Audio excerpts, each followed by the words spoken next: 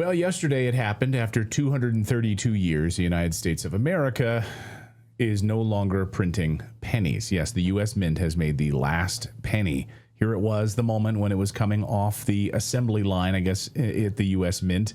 And it's, to me, when I saw this, I thought, this is really a metaphor, right? This is more of a metaphor about where the U.S. economy is going. It has nothing to do with the penny.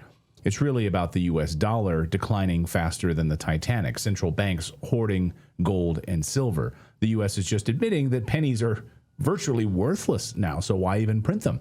The U.S. is $38 trillion in debt with no end in sight. Many are predicting that we are heading for an economic catastrophe, the likes of which we haven't seen since 1929, and a lot of people are dancing around it right now. One person who's not been dancing around it, he's been warning us all about what's coming, is Kevin DeMeritt. He's the founder of Lear Capital. Of course, knee deep in gold and silver is your specialty, and you've been watching what the central banks have been doing. You've been watching the printing of money in the United States.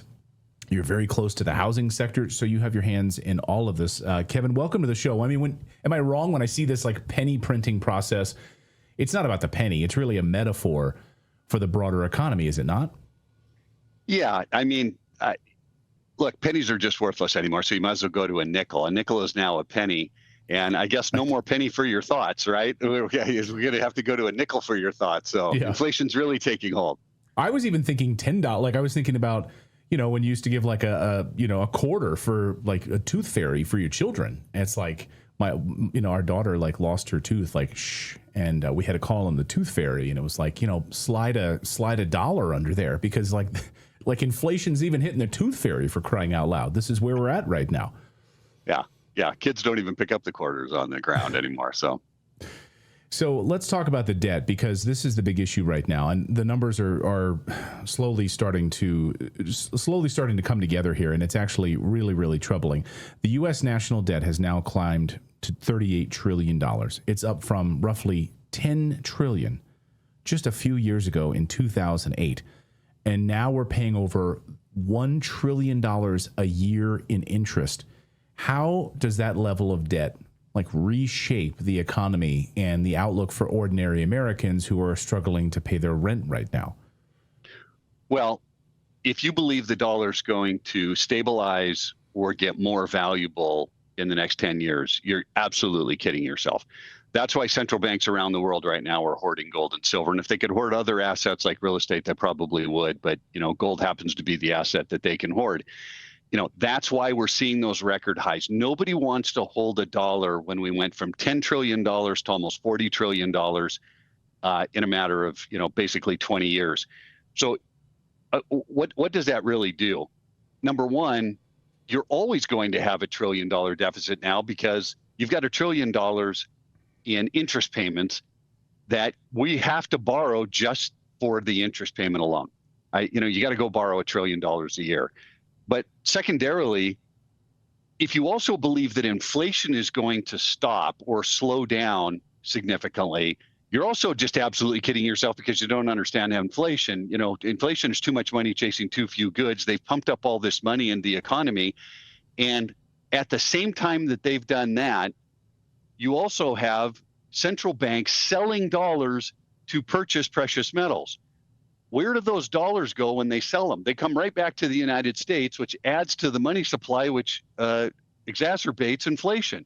So that's what's happening on a global basis. Nobody wants a dollar, so they're selling it. The dollars are coming here, and inflation's more sticky, and people are wondering why. Well, that's one big reason, and the government can't control themselves, so they cancel pennies and continue to print next year $2.2 trillion in a deficit. So it's completely absurd, and nobody should be surprised that gold is hitting these record highs, or that Bank of America or Goldman Sachs or JP Morgan are predicting $5,000 gold for 2026. Everybody thought we were nuts when I was on the program talking that, silver should hit $50 an ounce. That was only a few months ago. I literally had calls from people saying, oh, silver's done nothing, which I don't know why they were saying that, but you're nuts. It's not going to go back to 50. And here we are at $50 an ounce again. Right. I mean, for a few years now, we've had you on the show. We've talked about, we started buying gold. Natalie and I, was $1,800, $1,700 an ounce for gold. Now it's well over $4,000. We have all these predictions from these big banks because they know what's coming. As we say on the show, smart money is moving. So last night, President Trump had all these bankers at the White House for like a big dinner. He had JP Morgan Sachs there, JP Morgan Chase there. He had Blackstone, huge buyer, of course, of real estate. So it seemed like, oh, it's just a friendly dinner. But no, something's going on. Something's happening right now. And if you look at these numbers, you brought up the federal deficit projected to hit $2.2 trillion in 2026.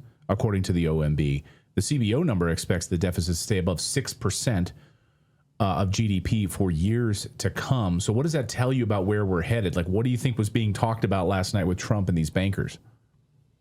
Well, look, you're going to have a recession. We're definitely in some sort of a bubble here. I mean, the stock market's at record levels at numbers that we haven't seen since 1929, 2008, 2002, or 2000 with the dot-com bubble. So what are the options to try to help the economy when you get this recession that's going to come at some point? I can't tell you exactly when, but I know it's coming. It always comes. What are the options? Well, the Federal Reserve can lower interest rates, but interest rates are fairly low and inflation's too high to lower them too much more, because the real rate, real interest rates would be the rate that you're getting from, let's say, a 10-year bond minus the rate of inflation. Right now, it's break even. So if you're making 4% and you paid your taxes, you're probably losing money slowly. You're just going broke slowly with that avenue. So what are the other options? If we can't lower interest rates, and the other thing is to print money. What are we going to do? Print money to $80 trillion? Look, the dollar would be worth zero. We'd be getting rid of, quarters, dimes, nickels. We'd be getting rid of everything because the dollar would be worth a penny. Central banks around the world would be getting rid of it. The dollar would be collapsing. Inflation would be high. What do you do? You better have some smart minds in there, smart guys in there trying to figure this out. And the real smart guy is probably Elon Musk. He got in there. He wanted to lower all of the spending that the government was doing. That's the smartest idea, and nobody wants to really do it. Right. I mean, you have Congressman Thomas Massey. You had all these, rhinos in Washington who purport to be conservative, but you have like Thomas Massey, Senator Rand Paul, like very few on the Republican side who were saying we've got to cut spending. We've keep the government shut down, for crying out loud. And we've got to pull back on all of this runaway spending. And then you hear about the tariff money coming in. Now we're going to cut $2,000 stimulus checks for people using this tariff dividend. Why not pay down the deficit? Why not shrink the size of government? I think that's what people voted for overwhelmingly. We're going to shrink the size of government, create a DOJ department, cut billions and billions and billions of dollars in waste, fraud, and abuse. Doesn't look like that's really happening at all. And the money machine just keeps printing. Tough to do. And for anybody that believes that we are getting near the end of the rope here, I mean, the can has been kicked so far down the road that, we're at the end of the road and it's a one-way street. It's a dead end. If they can't get this spending under control and we get through a recession, think to yourself, what are the options for the government to get the economy back on track? It's only printing more money. So I'm going to tell you, when you see JP Morgan talking about precious metals, okay, fine. They own one of the biggest hoards of silver of any investment bank out there. So if they're talking about precious metals, they have a reason to talk about it. If you get Blackstone or some of those other people talking about a completely different story. When you get Goldman Sachs starting to talk about precious metals and predicting gold at $5,000 an ounce in 2026, you should listen, because they have an enormous amount of information. They could care less about the precious metals market. They don't really deal in precious metals all that much. But their analysts are out there saying, hey, with the central bank buying, with all of the things we have going on in the economy, some institutions and some very wealthy people and smart investors are coming into the market because they know that the dollar can't go anywhere but down. Interest rates probably hover below the rate of inflation. It's just horrible for savers and horrible for investors when we finally get this next recession, and everybody needs to get prepared for it. And I think that's why, President Trump had the bankers and the smart guys in there trying to figure out, what are we going to do if this economy starts pulling back? And it already is, by the way. I mean, you start to see it in the real estate market. You're starting to see it. Chipotle can't pull in enough people to keep their sales growing at a fast enough pace. I mean, you got the quick serve companies that are the most successful having problems with people coming in and spending. Usually that's a problem. Well, and this morning we just got word Verizon laying off, I think the number is 15,000 employees. What does that tell you? I mean, if you, God knows, people are attached to their phones like it's a third limb. The fact that like Verizon is cutting back on tens of thousands of employees tells you a couple things. Number one, consumer spending is declining, but it also says like AI is rising. So all of these 15,000 employees probably have some sort of AI connection, right? That they're no longer needed. So we're seeing a total shift in this economy towards AI. Massive layoffs coming from a number of different companies right now. And then we just got word today, Kevin, that those October jobs numbers, the Trump administration is basically saying, hey, we might not ever be able to release the data from October and they're blaming it on the government shutdown. So we might never get those numbers, the jobs numbers, how the economy is doing from October. It all sounds very convenient, but they might be right. Like with the government shutdown, it's a mess. Yeah, I mean, you have a couple of things. You have the household survey and you have the establishment survey. And the household survey is really for unemployment. The establishment survey is really for payrolls. And if you're the Federal Reserve and you need those numbers to adjust interest rates, and you adjust the interest rates and don't have any of that data, I don't know why you would do it. I mean, you need this information to make that decision. Without it, I literally don't know how you'd make the decision. But it is hard because this household survey and the establishment survey, or some portions of it are physical surveys. And they go out to households and businesses and they survey them, and then we get the information. So I can understand that it could be a little bit of a pain in the neck to try to go backwards and get this information. But what are the risks of not having it, or what are the risks of getting it and having it incorrect? Well, inflation, we got to get that right. The labor, we got to get that right. Without those numbers, then the Federal Reserve and the stock market can't assess risk properly to adjust either prices in the stock market or interest rates. So we got to have these numbers, Clayton. But you brought up AI. And these 15,000 people from Verizon. Amazon just laid off 15,000 people. Right. And the reason that they said they laid it off, it's exactly what you said, AI. If we go into recession, how do you get people back to work? AI is just, continually taking over people's jobs, over and over and over. So I'm nervous that we go into recession and the Feds, what they concentrate on most is inflation and unemployment. And if unemployment can't get back on track because of AI, then what do? Universal income, and the deficit goes higher and higher and higher. How do you get those people back to work? I have no idea. They're not going to go back to work, right? I mean, again, you see with how many millions of Americans are on SNAP benefits. We saw this, of course. It shined a light deeply on our U.S. economy when you have, over 40 million Americans on SNAP benefits in the United States. They want a universal basic income. They want us to stay home.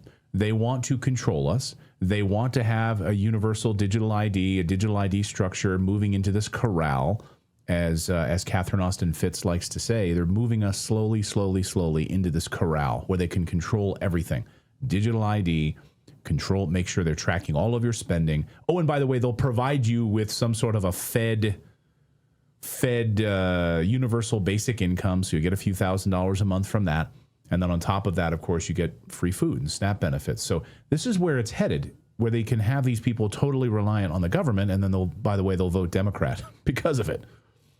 Oh yeah, you get a digital currency, and that is scary. I mean, we could have a whole conversation on that. You can immediately raise taxes on a local basis, on a federal basis.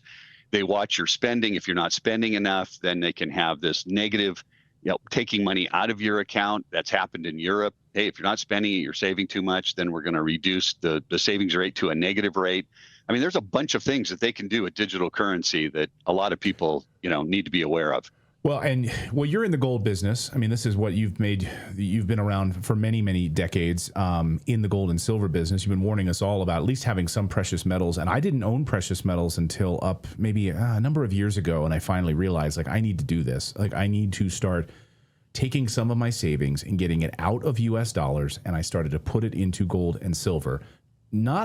I was glad that it went up in value, of course, but that's not why I did it. I did it for wealth preservation. I thought of it as like a vault, because for 5,000 years, gold and silver has sustained itself as a wealth preservation tool despite all of these government currencies collapsing, right? So it's great that it goes up in value, but for me, it's been a vault for my family, to protect my family for its future and all of that.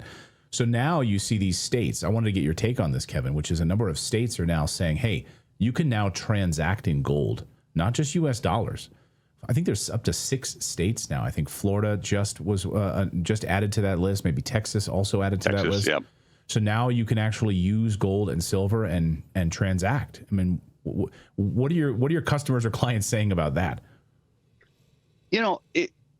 Look, I think everything's going that part of it's going in the right direction. If central banks are hoarding gold, and gold's been around as a currency for 5,000 years, it's done a heck of a lot better than the paper dollar has. Why not use it as a currency? I mean, people are using Bitcoin and it has nothing backing it, right? Right. So people should understand that at this particular point, we are at the end of a cycle as the US dollar as the world's reserve currency. I mean, there's been 6 other world reserve currencies. They all lasted approximately 110 years, and we're kind of at the end of that. And they all failed for the exact same reason: debt. Every single one of them failed for the exact same reason. The government piled on debt in the end. Nobody appreciated or trusted in the currency, and they all failed. That's literally where the United States seems to be headed, unless somebody gets in there and stops all this money printing. And if they don't, then don't be surprised if you think I'm a nut today and gold ends up being $7,000 or $8,000 an ounce. It may sound nutty, but a lot of people thought it was nutty when it was $255 an ounce in 2000, and I said, hey, the price of gold should be a couple of $1,000s an ounce. That's where it should be based on the debt in the United States government and where it's headed. And here we are at $4,000 an ounce. So there is a long way to go for precious metals when you think about how small the precious metals market is compared to how big the currency market is. Just a small portion, 2 or 3% of the currency making a shift into the precious metals market, and you're at $6,000 or $7,000 an ounce. So Goldman Sachs coming out and saying $5,000 an ounce it's a drop in the bucket. I might be $5,500 next year. Jeez. And we're not saying, hey, everyone run out, take everything you've got, put it in precious metals at all. Like, just, it's opinion. Diversification. It's just smart diversification, right? Yeah. I mean, 5 to 15%, maybe as high as 20%, depending on where you are. That's what you should have in precious metals. You should have some real estate. You should have some, stocks. The greatest thing that happened to me in probably in my entire 37-year career in precious metals was in 2008, when we had an enormous amount of real estate investors, and 2 things happened. You had the real estate investor who had the buildings where he could afford the building. People have moved out. He didn't need the money to make, go pay the bank the mortgage, but he got to take advantage of real estate where people had, lost the real estate or now it was undervalued. He purchased precious metals. He was using that liquidity in precious metals at a very high number, $2,000 an ounce, to go buy real estate. Then you had the other guy who was losing his building because people have moved out. He couldn't make the mortgage payment, and he sold off gold to make the mortgage payment. And now that piece of real estate is much higher. What do you get from gold that you couldn't get from real estate at that particular time? Liquidity. It was hard to sell your real estate either at a loss because you had a loan on the property that was bigger than the value of the piece of property. And so they used that precious metals to offset it. When the stock market fell, precious metals skyrocketed. Your 20% that you had in precious metals turned out to be 40%, with stocks going down and precious metals going up. We recommended sell off your portion, sell off half of your precious metals and go buy stocks at record low levels. That's what you need to do. That's what's going to help you. So it's not owning all precious metals. It's diversifying and having something that gives you liquidity and an offset of what these other assets could potentially do coming up. Yeah, and not having a U.S. dollar that's declining faster than the Titanic right now, for sure. I mean, I wouldn't want my family's future in U.S. dollars. I can tell you that. Hey, you're holding dollars. You're just going broke slow. If you put it in a savings account or a CD, you're just going broke slow. You might feel better because you can look at it, but you're just going broke slowly. That's all that's happening. Right, especially when your interest rate in the savings account is much lower than the rate of inflation. Every day your dollar is in there, it's actually losing value. People don't think about that. Kevin, and at the end of the year, pay some tax on it. Yeah, exactly. So where can people? We have a link that I want people to go and check out if they want to actually start investing in precious metals. You guys are fantastic, an American-based company. Can you tell people, like, you're also going to give them a bonus, I think, as well, which is pretty awesome. Yeah, two things. Go to the link, which learredacted.com, and they can call the 800 number as well. But if you go to learredacted.com, we're going to put a $500 credit into your account. Everybody who either calls or goes to learredacted.com will automatically put a $500 credit into the account. You can use that for all the shipping, the insurance, to get the precious metals, because it's physical, from us to your door or the depository if you wanted to keep it there. Or if you wanted to transfer a portion of your IRA or 401k into physical precious metals, there's fees to do that, and you can use the $500 to cover all of the fees for establishing the IRA, along with transferring the precious metals to that. So, you're the only program we do this for, but everybody's going to get a $500 credit into the account for that. Awesome. Well, you guys have been amazing. As I've always been transparent, you guys are who we buy our precious metals through. We have been doing that for years. So thank you for that. But I just want people to buckle up and really start paying attention to what's coming down the pike right now. And again, I'm really worried about the younger generation, because I look at my son right now, and I think these young people who are going to be entering the workforce in the next few years, it's like, maybe pick up a trade, focus on becoming an electrician, a plumber, some of these hard trades right now where you can learn a hard skill. Because with AI, we're going to need people with hard skills who can do construction, who can frame a house, who can, do electricity, who can all of that. Because I think we're at a very interesting moment in American history right now, and technological history. So buckle up, I guess, right? Yeah, great advice. I mean, I think the trades are the place to be. And if it doesn't sound glamorous, own the whole plumbing company, make it a national company, make it glamorous. But I think you're right. The trades they're going to start coming back with this AI. It's absolutely incredible what it can do, but it's also very scary what it can do. Yeah. No, I was talking to a friend of mine. He's got 9 businesses. He just sold one of them for $90 million. And all of them are he's like, they're not glamorous. They're just like trades. They're trades. Yeah. And he said, that's the future. I'm telling you, that's the future. And he said, if you can start to build a business in the trades, I don't care if it's a gutter cleaning business or a carpet cleaning business, or you're framing a house, or electrician company or plumbing company, that's the future of America right now. So yeah, it's fascinating. Kevin, thank you so much. Always great to see you, to get a pulse of what's happening in this economy. As always, thanks, Kevin. Yep. Thanks for having me.